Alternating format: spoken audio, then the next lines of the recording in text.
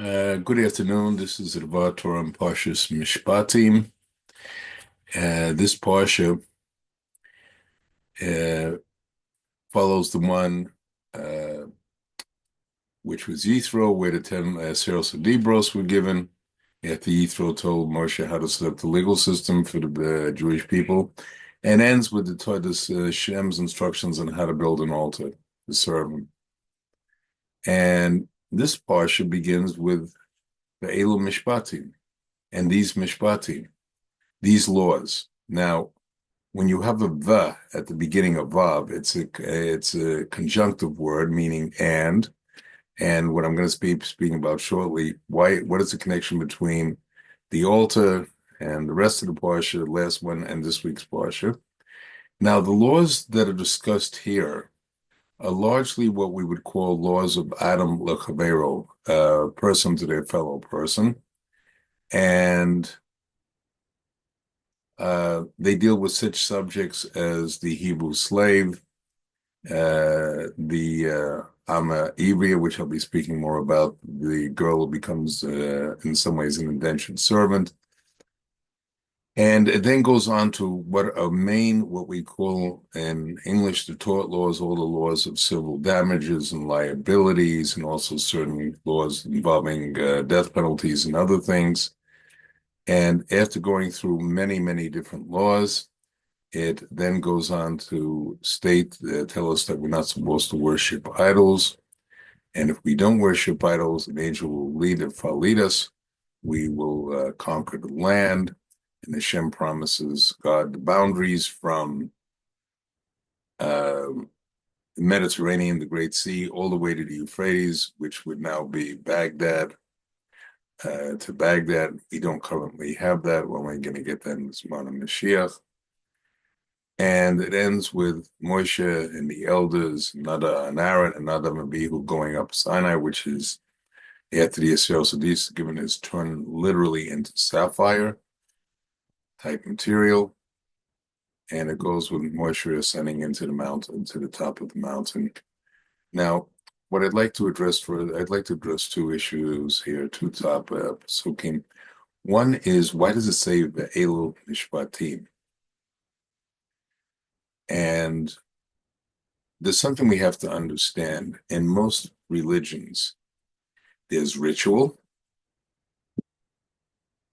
which one does at their church, mosque, wherever. And then there's the rest of the week when you do go about your commercial and other activities, which are not connected. What it's teaching here is that even though we're talking about something like the Mizbeach, which we call ritual, and here we're talking about civil laws and some criminal laws, they're all interconnected. In fact, one important teaching here is that everything is part of what Hashem wants us to do. All the mitzvahs, whether they're to your fellow man or woman, or if it's to serve Him, they're all part of the unity because the Torah is a unity, and everything we do from the moment we wake up to the moment we go to sleep needs to be to serve Hashem, serve God, and that is one important lesson that's learned here. Now, I'd like to go to the pasuk, the verse.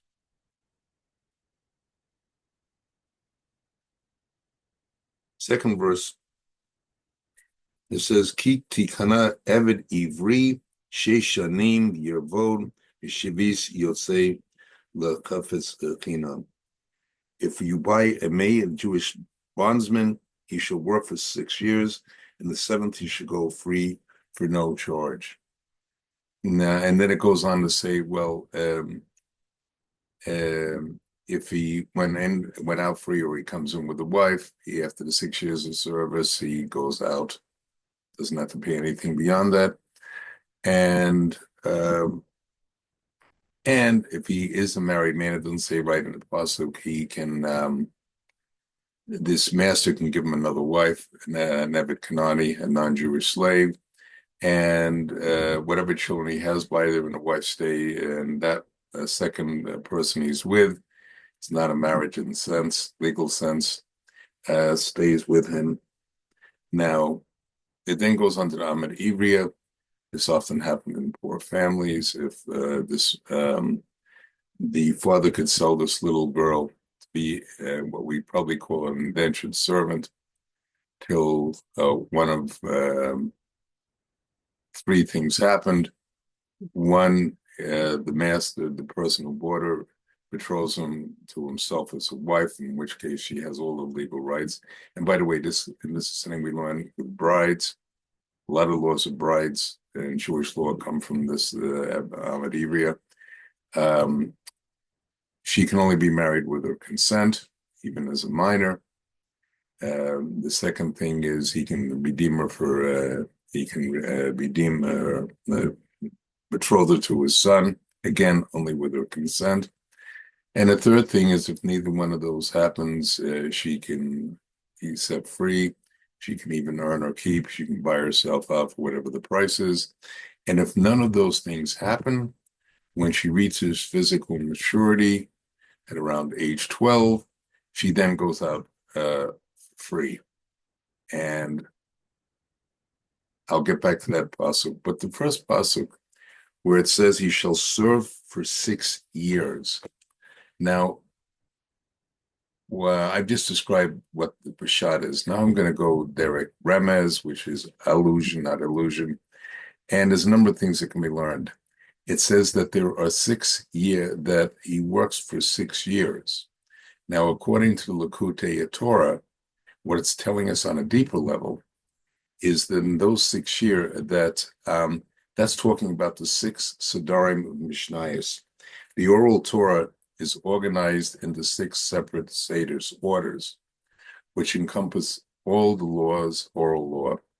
Now, the Aseros of Dibros, the 10 Commandments, which was given last week, hasn't contained within it all of those 613 mitzvahs, but a lot of the mitzvahs that are listed in the Torah, very briefly, only make sense if you have the oral Torah, which is written down in the Mishnayos and also later on the Talmud.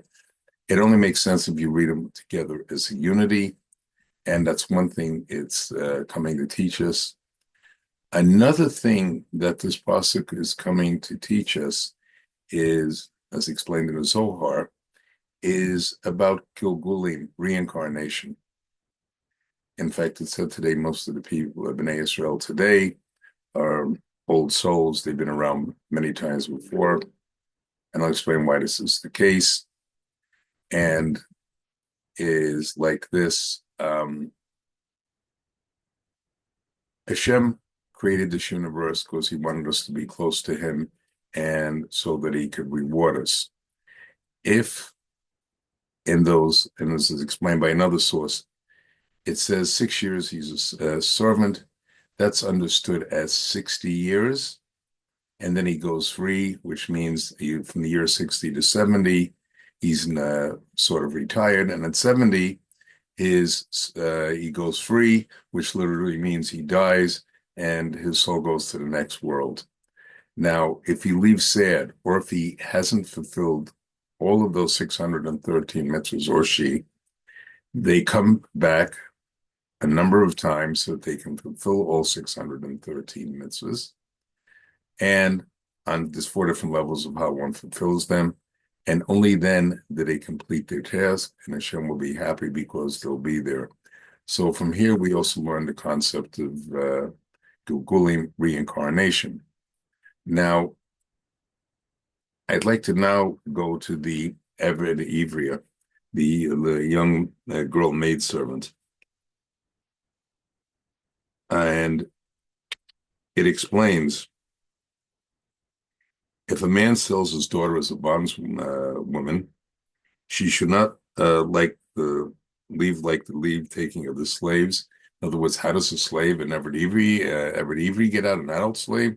He has to work through his 6 years. He can buy himself out. Now,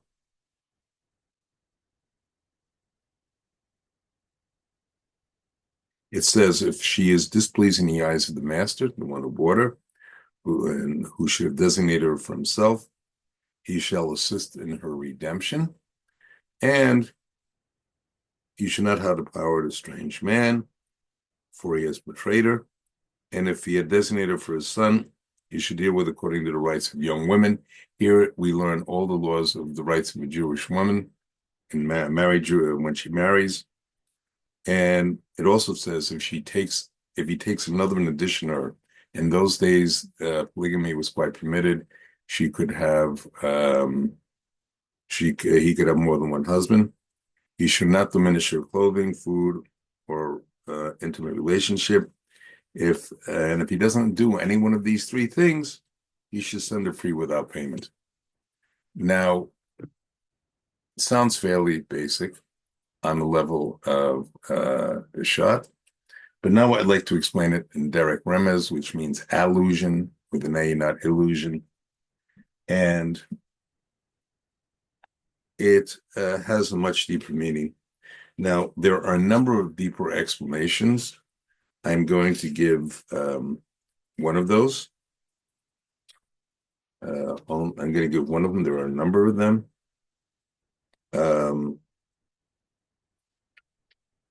And this is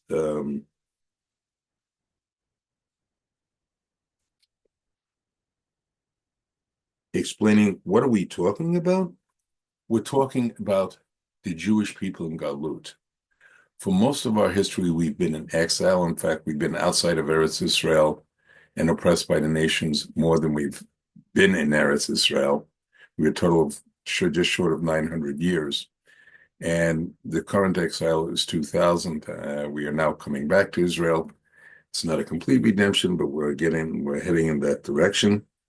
And if you understand it there, it says, if a man, it says here, if a man, an ish,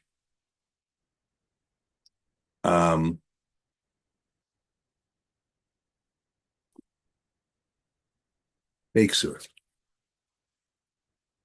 and oppresses her, it says, a man shall sell his daughter as a bondswoman, she should not leave the leave taking of slaves.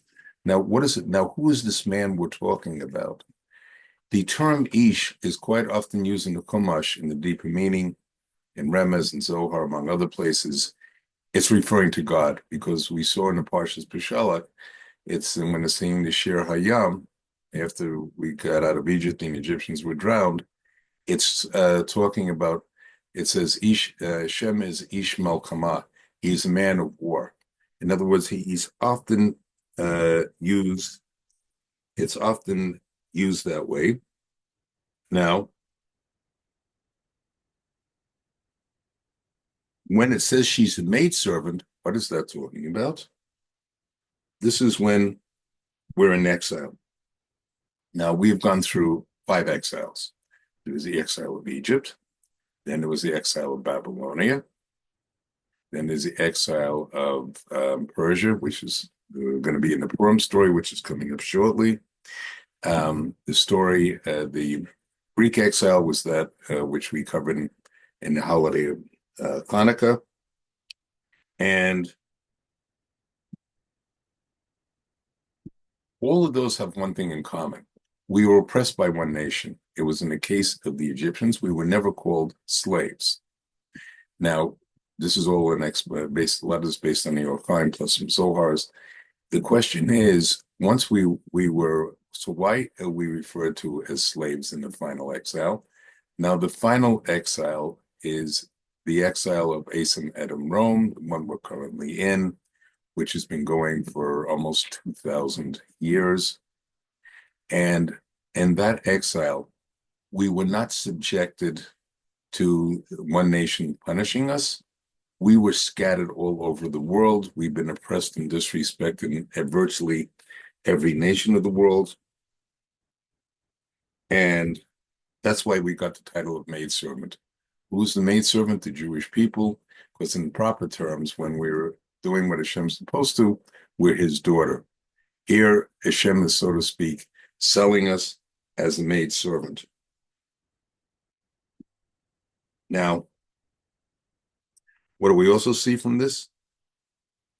We're also going to be redeemed. Now, what's the difference?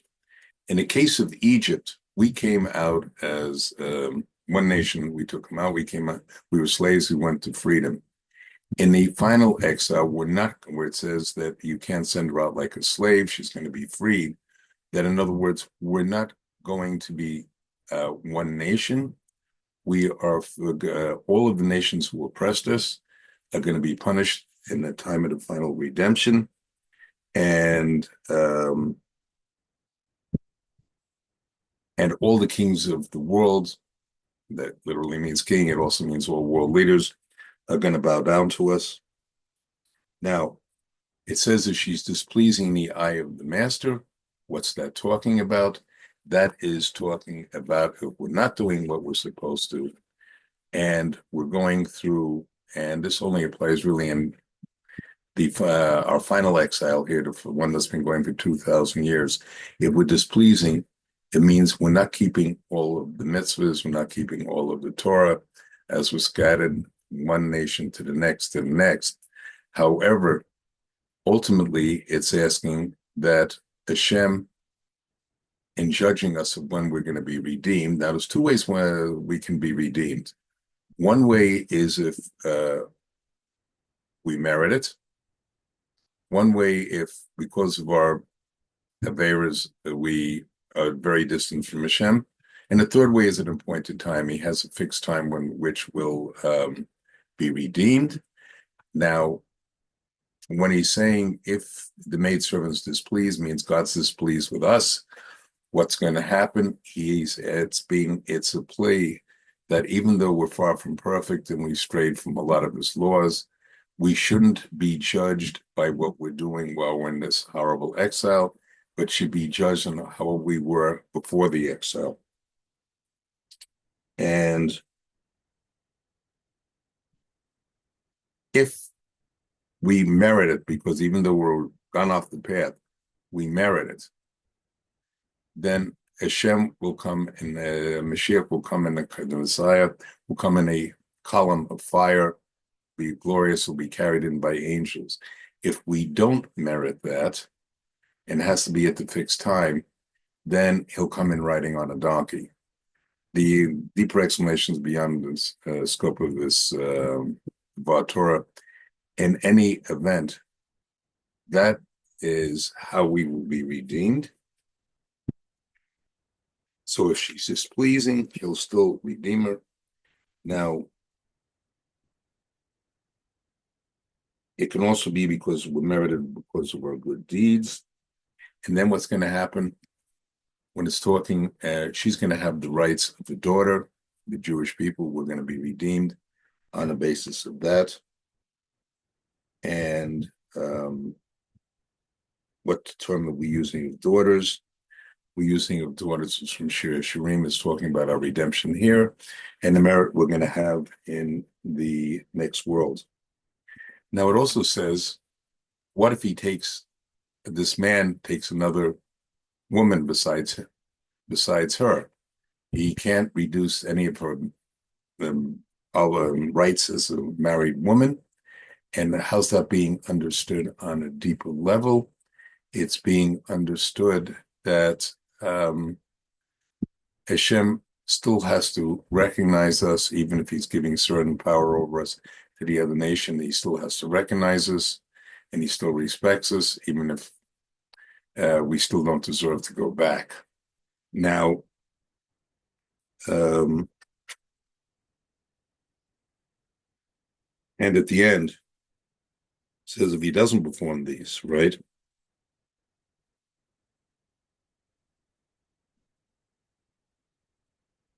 It can signal that even if we don't merit it, and and hopefully we're at that stage now, that even if we don't merit it, we're going to go out free. Hashem will still let us go ahead, because I explained this before with the judgment. He's going to judge us lightly because of all the suffering we've been through and which we're still experiencing. And so keeping that in mind, we should keep in mind that even with all the challenges we're experiencing today, In light of today's events, is the release of the hostages that did not survive. It's a very sad time. We have to understand that this is only a step in the ultimate redemption, which will be coming soon. It's promised here as many other places. Good Shabbos and Shabbat Shalom.